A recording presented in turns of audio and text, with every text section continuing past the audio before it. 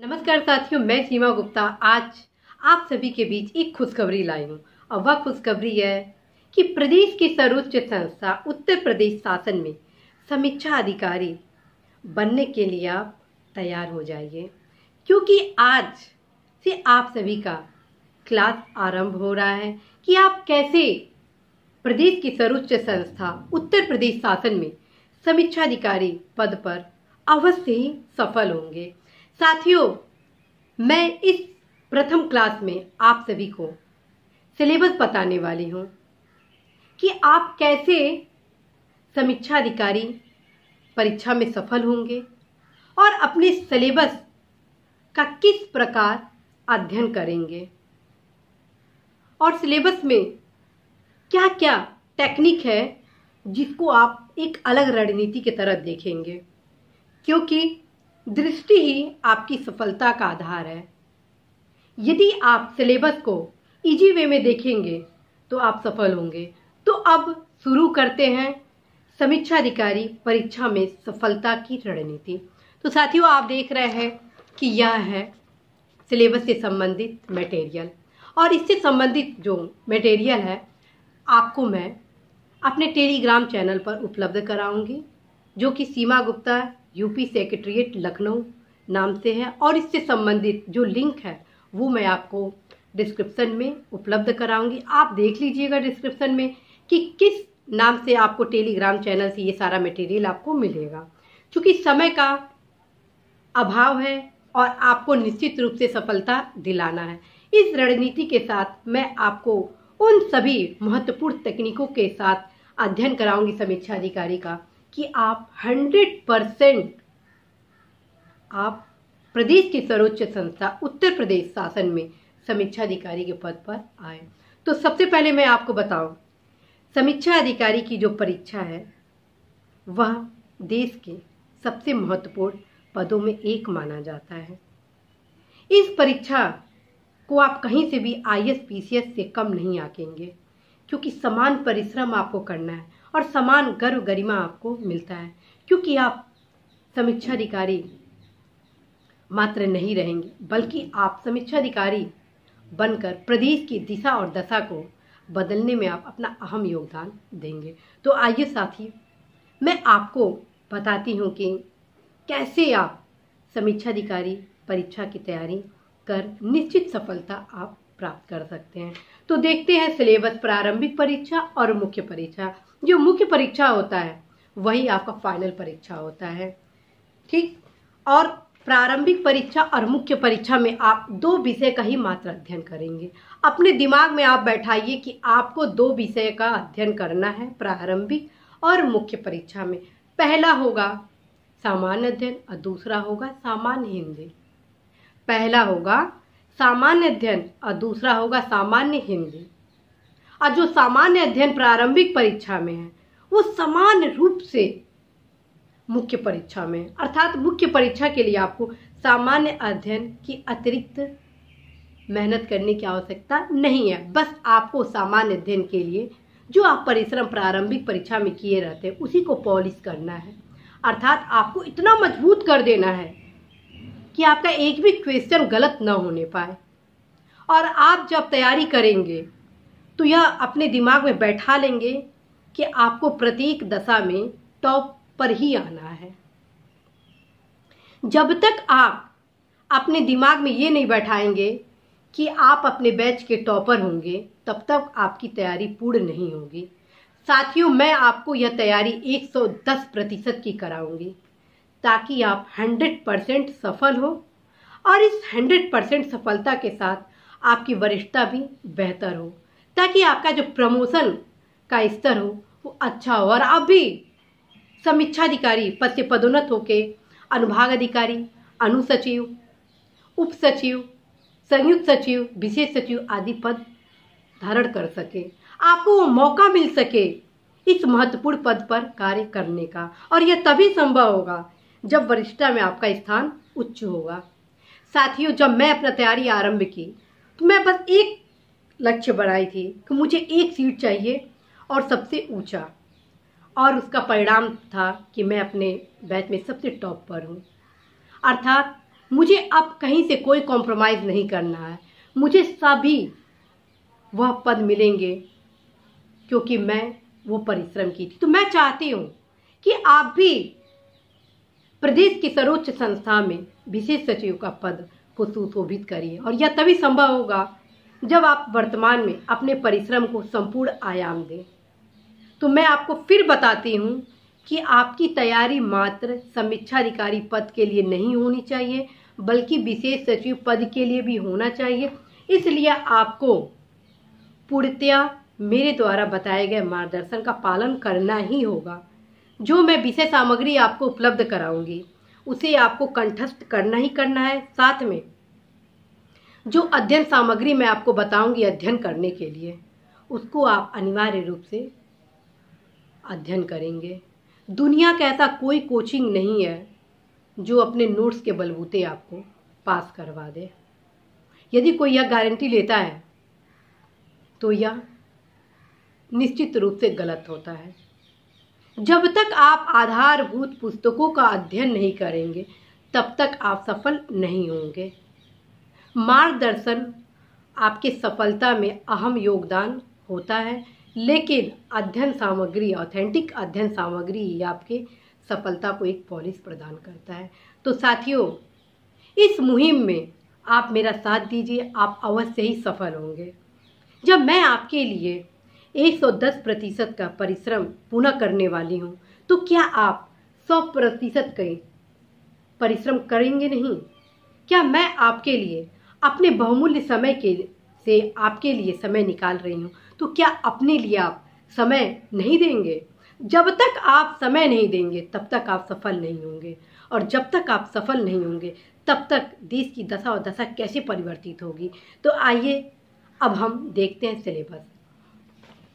प्रारंभिक परीक्षा और मुख्य परीक्षा में जो सामान्य अध्ययन है वो सामान्य है, और सामान्य अध्ययन जो है प्रारंभिक और मुख्य परीक्षा का वो वस्तुनिष्ठ है, अर्थात वैकल्पिक है। आपको 4 ऑप्शन दिया जाएगा, जिसमें से जो सही उत्तर होगा उस पर आपको टिक लगाना होगा, और आप प्रयास करेंगे पूरा का पूरा उत्तर सही देने का, और यह संभव होगा, बस आप मेरा साथ दीजिए। तो प्रारंभिक परीक्षा के सामान्य अध्ययन में कौन कौन से विषय है? राज्य व्यवस्था है, अर्थव्यवस्था है, भूगोल है, इतिहास है, सामान्य विज्ञान है, कृषि है, पर्यावरण है, जनगणना है, समसामयिक घटनाक्रम है, और इसके साथ साथ सामान्य बौद्धिक क्षमता है। यानी 11 टॉपिक है सामान्य अध्ययन के। पहला हो गया राज्य व्यवस्था, दूसरा हो गया अर्थव्यवस्था, तीसरा हो गया इतिहास, चौथा हो गया भूगोल, पांचवा हो गया कृषि, छठवां हो गया आपका जनगणना, सातवां हो गया उत्तर प्रदेश, आठवां हो गया पर्यावरण, नौवां हो गया समसामयिक घटनाक्रम, 10वां हो जाएगा सामान्य विज्ञान, और 11वां हो जाएगा सामान्य बौद्धिक क्षमता। अर्थात मात्र आपको 11 टॉपिक पर महारत हासिल करना है प्रदेश के सर्वोच्च संस्था उत्तर प्रदेश शासन में आने के लिए। तो ये तो रहा आपका प्रथम प्रश्न पत्र प्रारंभिक परीक्षा का। यदि आप इसमें बेहतर प्रदर्शन करते हैं तो अवश्य ही आपका मुख्य परीक्षा भी बेहतर होगा। और अब आते हैं प्रारंभिक परीक्षा के द्वितीय प्रश्न पत्र, जो कि सामान्य हिंदी है, और वह भी वस्तुनिष्ठ प्रकार का होगा, अर्थात उसमें भी आपको 4 विकल्प मिलेंगे, और जो सही विकल्प होगा उस पर आपको टिक लगाना है।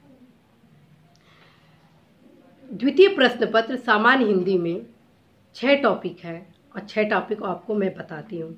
विलोम है, वाक्य एवं वर्तनी शुद्धि है, तीसरा है अनेक शब्दों के लिए एक शब्द, चौथा है विशेष विशेषण, पांचवा है तत्सम तद्भव, और छठवा है पर्यायवाची शब्द। द्वितीय प्रश्न सामान्य हिंदी के लिए आपको 6 टॉपिक पढ़ना है। प्रथम विलोम, द्वितीय वाक्य एवं वर्तनी शुद्धि, तृतीय आपका अनेक शब्दों के लिए एक शब्द, चतुर्थ विशेष विशेषण, पंचम आपका तत्सम तद्भव, और छठवा आपका पर्यायवाची।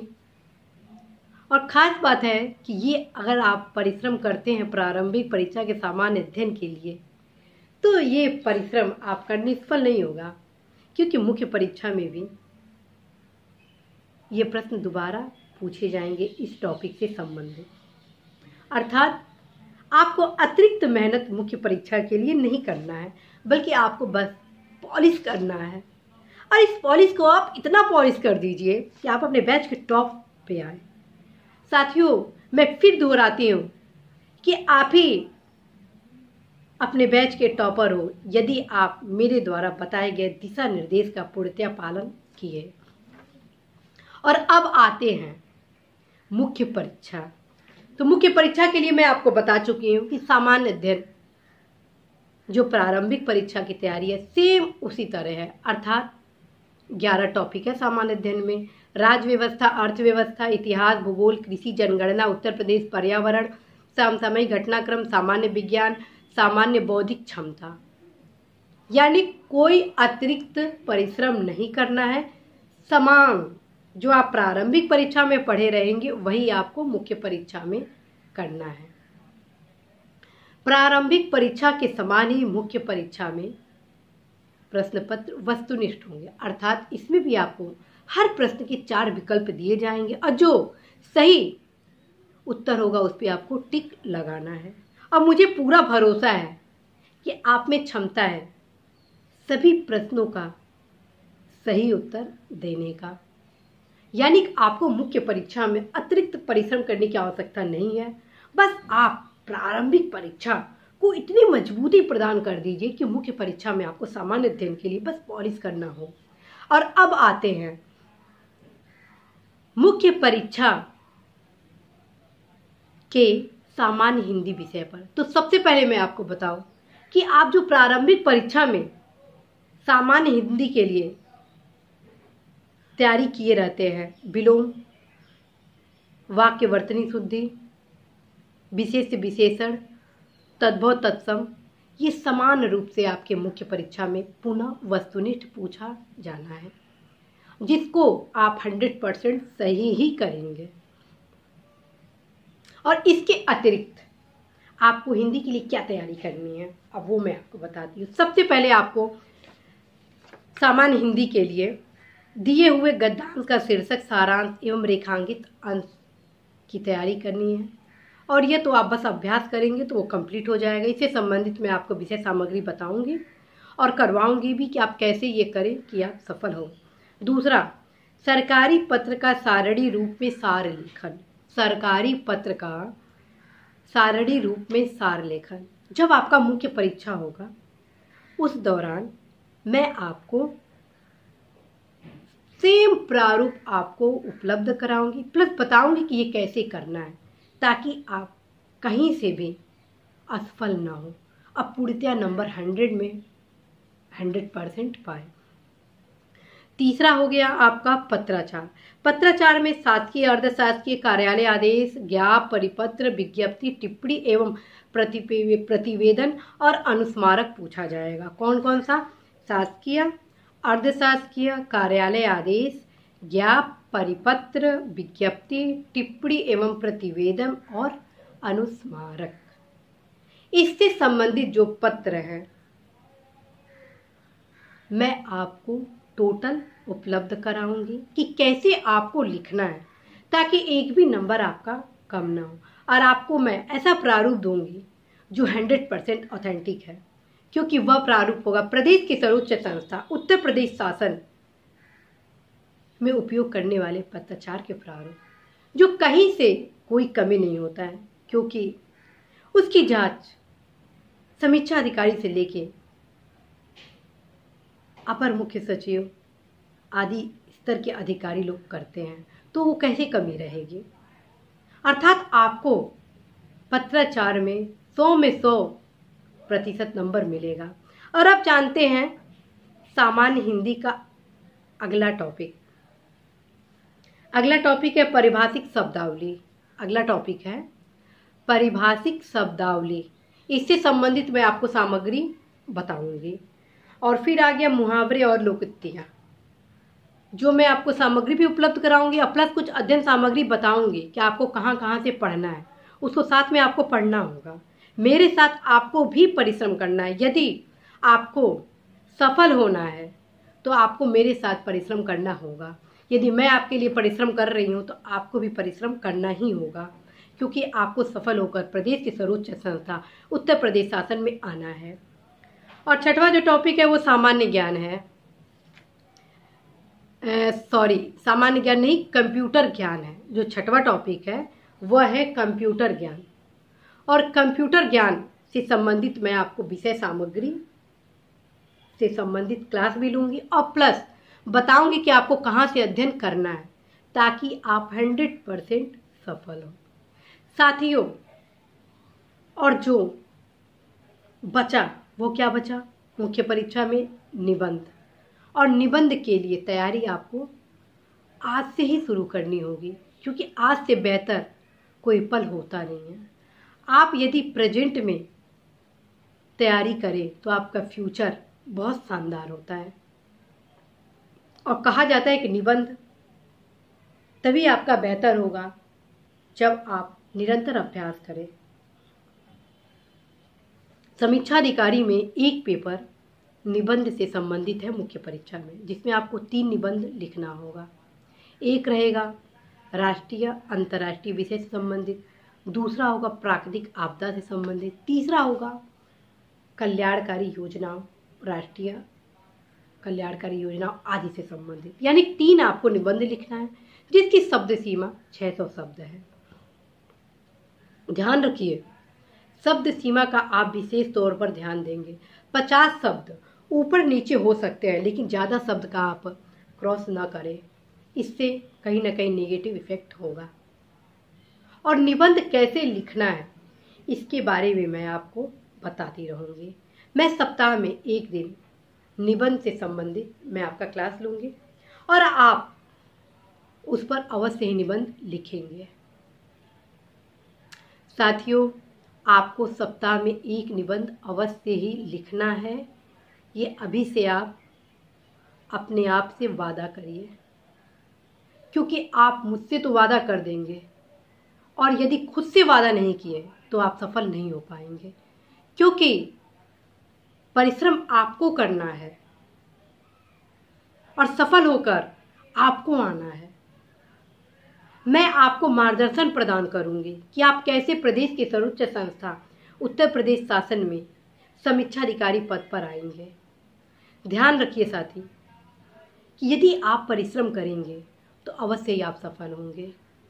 तो आप जानें आज के क्लास में कि समीक्षा अधिकारी परीक्षा का क्या सिलेबस है। मैं आपको इस क्लास में स्पष्ट कर दी हूँ कि सामान्य अध्ययन की प्रारंभिक परीक्षा और मुख्य परीक्षा समान रूप से है और दोनों वस्तुनिष्ठ प्रकार के हैं, जिसमें 4 विकल्प आपको मिलेंगे और जिसमें से आपको एक सही उत्तर देना है। दूसरा मैं आपको बताएं कि प्रारंभिक परीक्षा में वस्तुनिष्ठ सामान्य हिंदी से क्वेश्चन पूछे जाएंगे 6 टॉपिक से। फिर मैं आपको बताई मुख्य परीक्षा के बारे में कि उसमें सामान्य अध्ययन, सामान्य हिंदी और निबंध है, यानी 3 पेपर, सामान्य अध्ययन, सामान्य हिंदी और निबंध। लेकिन आप निबंध को आप सामान्य हिंदी में ही जोड़ दीजिए और आप क्या करिए, उसको प्रति सप्ताह अभी से लिखना शुरू कर दीजिए। आप ये मत सोचिए कि जब मैं प्रारंभिक परीक्षा पास कर लूँगा तब मैं निबंध लिखना शुरू करूँगा, फिर वो कहीं ना कहीं आपके ऊपर एक क्वेश्चन मार्क लगेगा। कब दिन सप्ताह और सप्ताह माह वर्ष में गुजर जाएगा आप सोच भी नहीं सकते हैं। और यह मैं तैयारी आपको यह सोच के करा रही हूँ कि आप 100% सफल होकर प्रदेश की सर्वोच्च संस्था उत्तर प्रदेश शासन में आए। तो साथियों, अब आप तैयार हो जाइए प्रदेश की सर्वोच्च संस्था उत्तर प्रदेश सचिवालय में समीक्षा अधिकारी बनकर आने के लिए। और यह तभी संभव होगा जब आप मेरे साथ परिश्रम करें। जब मैं आपके साथ परिश्रम कर रही हूँ तो आप क्यों नहीं करेंगे? ये चीज़ आप दृढ़ संकल्प ले लीजिए कि आपको अपने बैच में टॉप पर ही आना है और उसके लिए आपको 100% परिश्रम करना है, क्योंकि मैं आपके लिए 110% का परिश्रम कर रही हूँ। तो साथियों, इसी महत्वपूर्ण सूचना संदेश कि मैं आज इस प्रथम क्लास में आपको समीक्षा अधिकारी परीक्षा से संबंधित सिलेबस के बारे में बताएं। मैं सीमा गुप्ता विदा लेती हूँ, लेकिन साथ में आपको यह भी बताना चाहती हूँ कि क्लास आपके सप्ताह में सोमवार से लेके शुक्रवार को होगा।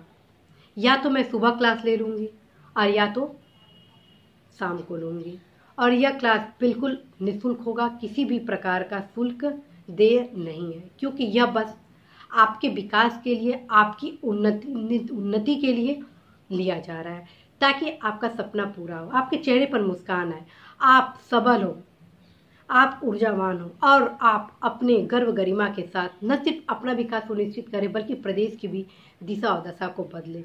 तो साथियों, आप तैयार हो जाइए सोमवार से शुक्रवार तक मेरे साथ परिश्रम करने का। वह दिन दूर नहीं है कि आप सफल ना हो, क्योंकि सफलता के लिए ही आप बने हैं। और इसी संदेश के साथ मैं सीमा गुप्ता आप सभी से विदा लेती हूँ। नमस्कार।